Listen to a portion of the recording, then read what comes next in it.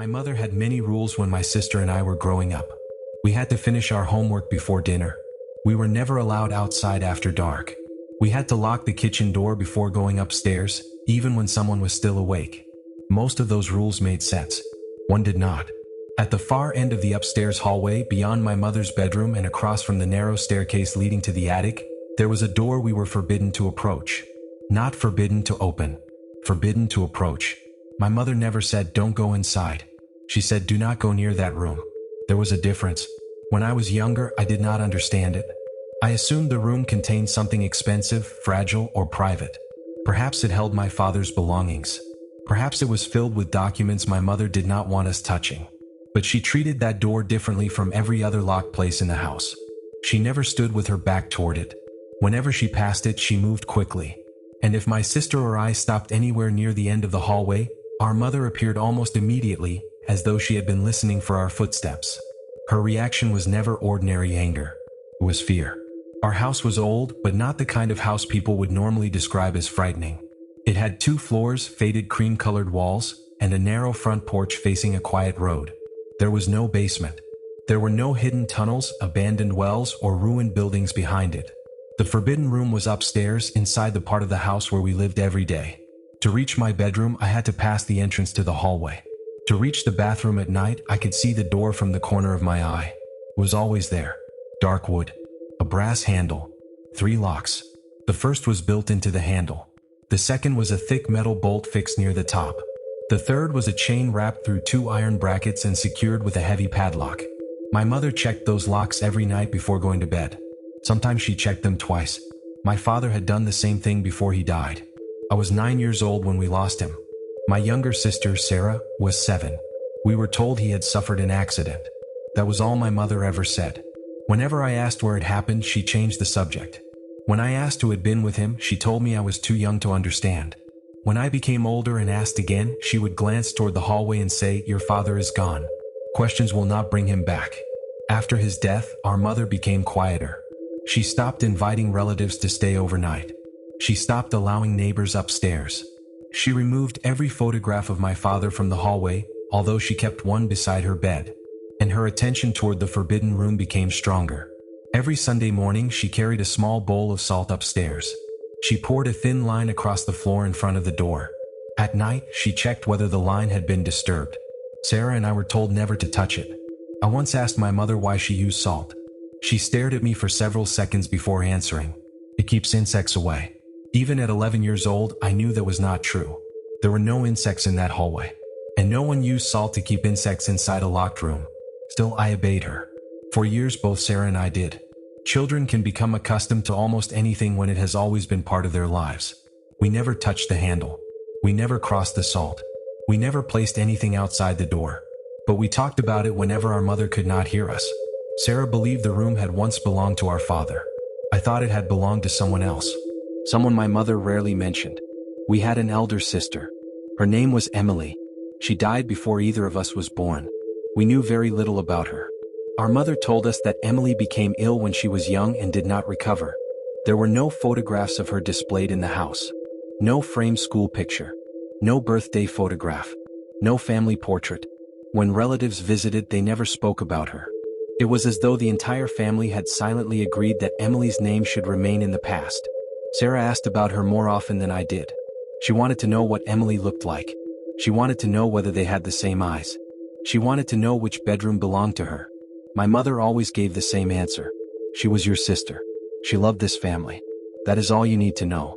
One evening, when Sarah was 10, she asked whether the forbidden room had been Emily's bedroom. My mother dropped the glass she was holding. It shattered on the kitchen floor. She did not answer. Instead, she grabbed Sarah by both shoulders and told her never to connect Emily's name with that room again. Sarah began crying. My mother released her immediately and apologized. But the question remained. After that night, Sarah became convinced the forbidden room had belonged to our dead sister. There was one memory from my childhood that I did not understand until much later. I must have been 8. Sarah was asleep and I had woken because someone was hammering upstairs. I left my bedroom and saw my father kneeling in front of the forbidden door. He had removed the old chain and was replacing it with a thicker one. A toolbox sat beside him. On the floor were nails, a small wooden cross, a spool of black thread, and a glass jar filled with something dark. My mother stood several feet behind him. They were arguing in whispers. "You said it had stopped," she told him. "It did." "Then why is the handle moving again?" My father looked toward the door. I looked too. The handle was still. My mother saw me standing there and rushed toward me. She covered my eyes with one hand and turned me away. My father followed us into my bedroom. He crouched in front of me and made me look directly at him. "If you ever hear someone crying in that hallway," he said, "you stay in bed." I asked who might be crying. He did not answer. "If someone calls your name, you do not reply." His expression changed, especially if it sounds like your mother. I remember laughing because I thought he was trying to frighten me. He did not laugh. He made me promise. The next morning, the new chain was wrapped around the door. A line of salt crossed the floor beneath it, and my father acted as though the conversation had never happened. 3 years passed before anything made me question the rule again. I was 16. Sarah was 14. It was late autumn and rain had been falling since the afternoon. Our mother had gone to bed early because she had been suffering from headaches. Sarah and I stayed downstairs watching television. At around 11, the power went out. The screen turned black. The lights disappeared. For several seconds, the house was completely silent except for rain striking the windows. I found a flashlight in the kitchen drawer. Sarah followed me upstairs because she did not want to remain alone. When we reached the second floor, I noticed that my mother's bedroom door was closed. A candle burned on a small table outside it. She had placed it there before going to sleep. The hallway beyond the candlelight was almost completely dark. At the far end, the forbidden door was barely visible. Sarah stopped. "Did you hear that?" she whispered. I listened.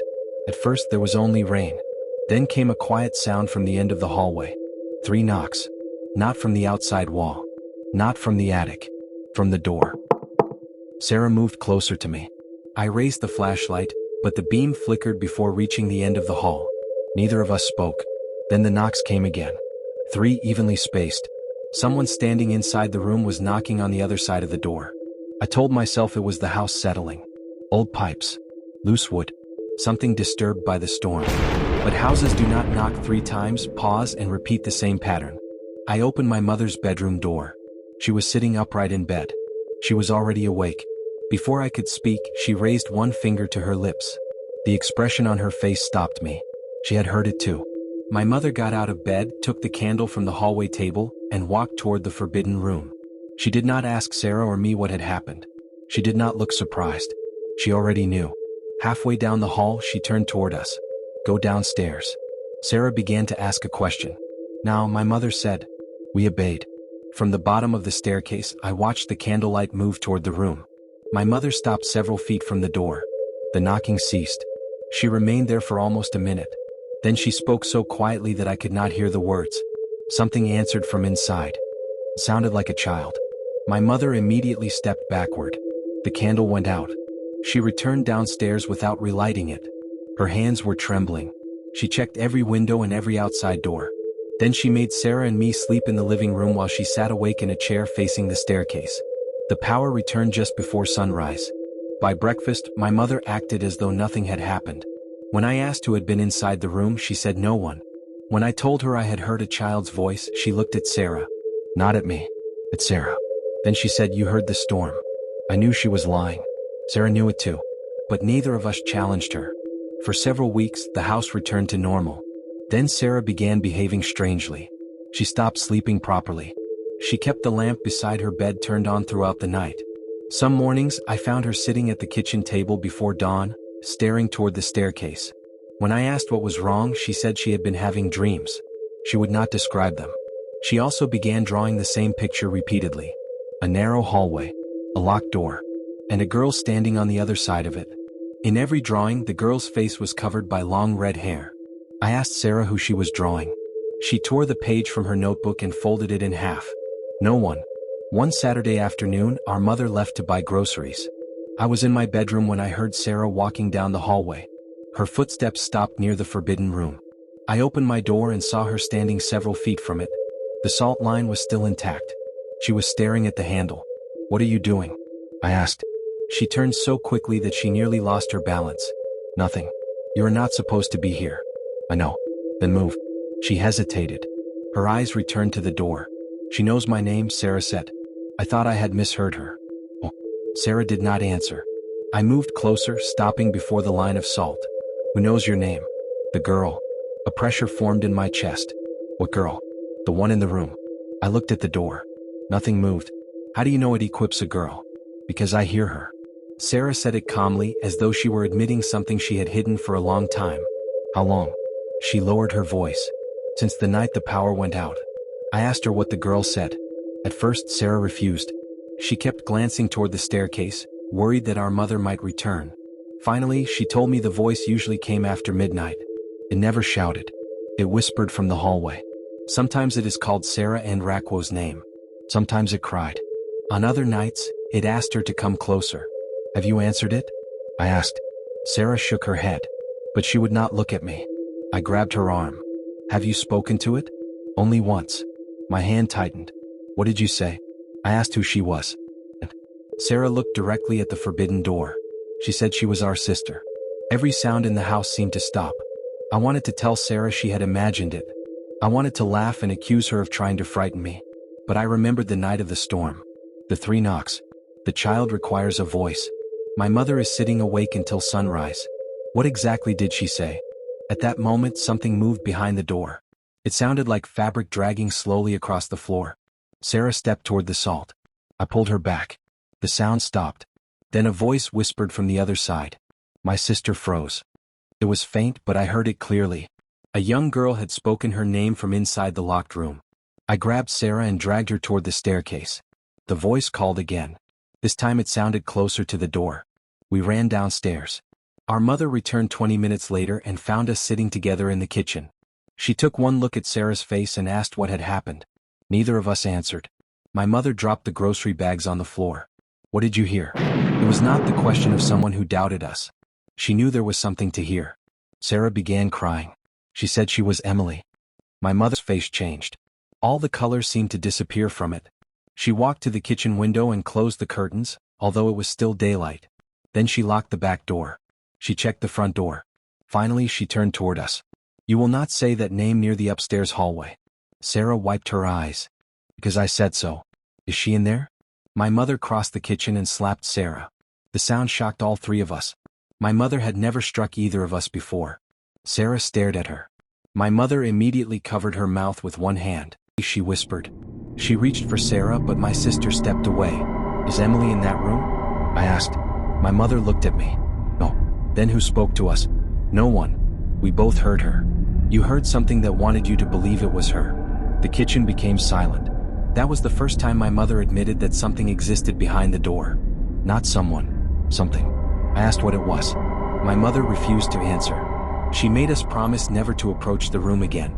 She said that if we heard the voice, we should not reply. If it cried, we should ignore it. If it called us by name, we should leave the hallway without turning around. Then she gave us one final warning. If you ever hear your father and voice behind that door, come to me immediately. Sarah and I stared at her. Our mother did not explain why the voice might sound like him. That night, she slept in the hallway. She placed a chair several feet from the forbidden room and sat there holding my father's old wooden walking stick across her lap. The knocking began shortly after midnight. My mother did not move. The voice called Sarah and Rakwo's name. My mother closed her eyes. Then it was called mine. She remained seated. Finally, it spoke to her. I could not hear every word from inside my bedroom, but I heard the last sentence. You promised you would come back. My mother began to cry. The voice laughed softly. It did not sound like a child anymore. By morning, the line of salt had been broken. Not from our side of the door. The salt had been pushed outward into the hallway. My mother swept it away without speaking. She replaced it with a thicker line. Then she drove nails into the floorboards on both sides of the doorway. For the next several days, she kept Sarah home from school. She would not leave us alone in the house. And she began removing objects from our bedrooms. First, she took Sarah and Rakwo's childhood toys. Then she removed photographs. She gathered every mirror from the upstairs hallway and placed them face down in the garage. She even removed a small music box from Sarah and Rakwo's bedside table. Sarah tried to stop her. It was Dad and Rakwo's gift. My mother held the music box against her chest. That is why it has to go. She carried it outside and placed it inside the locked boot of the car. The following morning, it was back on Sarah's bedside table. None of us admitted to moving it. My mother stared at the box for a long time. Then she wrapped it in a towel and burned it in a metal bin behind the house. That night, we heard its melody playing faintly from somewhere upstairs. When I asked my mother why, she told me to stop asking questions. But questions had already become impossible to ignore. Who, or what, was inside that room? Why could it imitate Emily? Why did my mother believe it might use our father's voice? And why had both of their deaths become connected to a door no one was allowed to approach? The first answer appeared a week later. Our mother had gone to visit a doctor, leaving Sarah and me with strict instructions to remain downstairs. We waited until her car disappeared from the road. Then we entered her bedroom. I'm not proud of what we did, but fear does not always make people obedient. Sometimes it makes them desperate for an explanation. We searched through her wardrobe, bedside drawers, and boxes beneath the bed. Most contained ordinary things: clothing, bills, medication, letters from relatives. Then Sarah found a narrow wooden box hidden behind several blankets on the top shelf. It was locked. She used a hairpin to force the latch.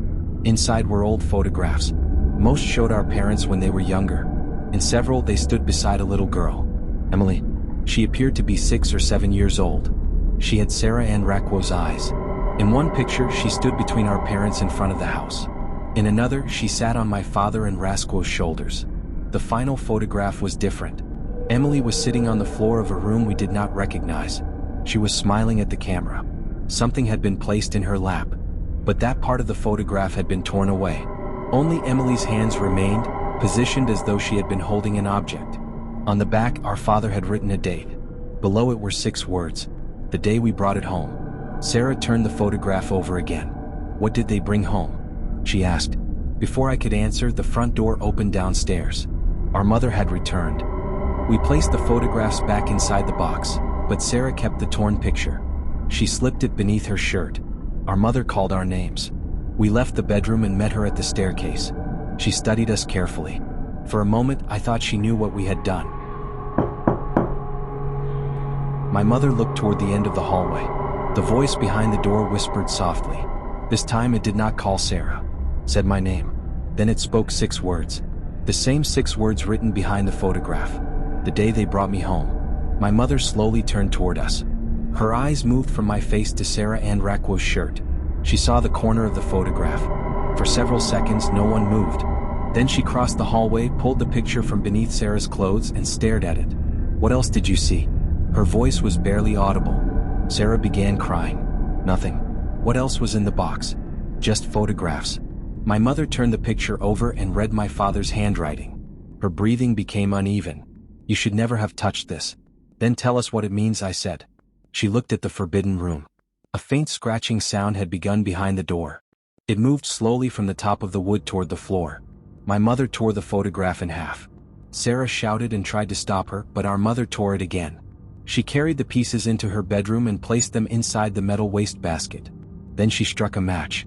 The photograph curled in the flame. Emily's face darkened first. Then her hands. The small remaining strand of red hair disappeared last. The scratching stopped. For a moment, the house became silent. My mother looked relieved. Then something knocked from inside Sarah's bedroom. We all turned. The bedroom door stood open. No one was inside. A second knock came from beneath Sarah's bed. My mother pushed past us and entered the room. She knelt on the floor and looked underneath. Her entire body went still. "What is it?" I asked. She reached beneath the bed and pulled out a small bundle wrapped in faded white cloth. The fabric was tied with black thread. My mother stared at it as though she had seen it before. She carried it into the hallway without opening it. As she passed the forbidden room, the handle began to turn. Then violently. The chain pulled tight against the brackets. The upper bolt rattled. My mother dropped the bundle. The white cloth loosened. Something red appeared through the opening. Not blood. Hair. Thick red strands made from yarn. Sarah stepped closer. My mother screamed at her to stop. The bundle moved. Only slightly.